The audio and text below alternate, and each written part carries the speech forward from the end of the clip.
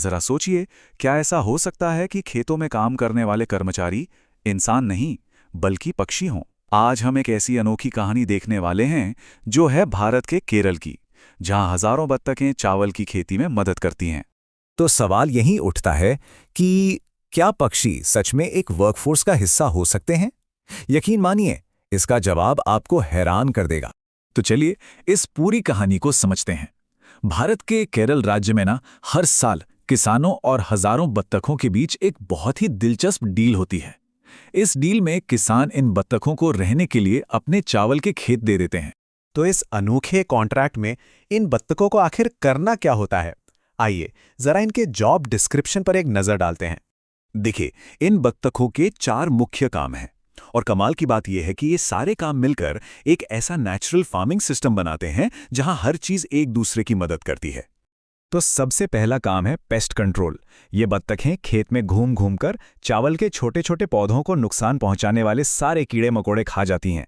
इसका सीधा मतलब है केमिकल वाले पेस्टिसाइड्स की कोई जरूरत ही नहीं पड़ती। पर बात यहीं खत्म नहीं होती। इनका अगला काम है खरपतवार को हटाना। ये खेत में उगने वाले सारे छोटे मोटे फालतू घास फूस को भी खा जाती हैं। मतलब ये एक तरह से चलती फिरती जीती जागती वीडीसाइड मशीन है। और इसके बाद जो होता है वो तो और भी फायदेमंद है। हजारों बत्तखें जब खेत में रहती हैं तो उनकी ड्रॉपिंग्स मतलब उनकी बीट मिट्टी के लिए खाद का काम करती हैं। इसमें नाइट्रोजन जैसे पोषक तत्व भरपूर होते हैं जो मिट्टी को और भी ज्यादा उपजाऊ बना देते हैं। और देखिए, ये बत्तखें सिर्फ खाद ही नहीं देती। जब ये अपनी चोंच और पैरों से खेत में चलती फिरती हैं तो ये नेचुरल खाद मिट्टी में बहुत अच्छी तरह से मिक्स हो जाती हैं। इससे धान के पौधे और भी ज्यादा मजबूत और स्वस्थ होते हैं। तो इस पूरी मेहनत का, इस अनोखी पार्टनरशिप का नतीजा क्या निकलता है? नतीजा है एक ऐसी फसल जो पूरी तरह से केमिकल फ्री है। फायदे तो देखिए, जहरीले कीटनाशकों की कोई जरूरत नहीं, खरपतवार हटाने वाले दवाइयों का कोई काम नहीं, और ऊपर से मुफ्त की बेहतरीन क्वालिटी की नेचुरल खाद। मिट्टी भी पहले से बेहतर हो जाती है।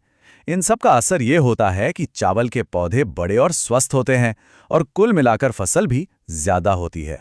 खेती करने के इस पूरे तरीके को एक खास नाम दिया गया है, नेचुरल फार्मिंग यानी प्राकृतिक खेती। ये एक ऐसा तरीका है जिसमें बनावटी चीजों का इस्तेमाल करने के बजाय प्रकृति के साथ मिलकर काम किया जाता है। और ये पूरी बात एक मजेदार लाइन में समझी जा सकती है। जैसा कि एक वीडियो में कहा भी गया था, चाइल्ड लेबर के बारे में तो सुना था, पर ये तो डक लेबर है। वाकई कितना अनोखा सिस्टम है ये। तो ये सब देखकर एक बड़ा सवाल मन में आता है, क्या खेती करने का ये तरीका हमारा भविष्य हो सकता है? तो सोचने वाली बात यह है कि एक बेहतर और टिकाऊ भविष्य के लिए इस तरह की प्राकृतिक और मिलजुल कर की जाने वाली खेती को दुनिया में और कहां-कहां अपनाया जा सकता है। ये एक ऐसा सवाल है जिसके बारे में हम सबको सोचना चाहिए।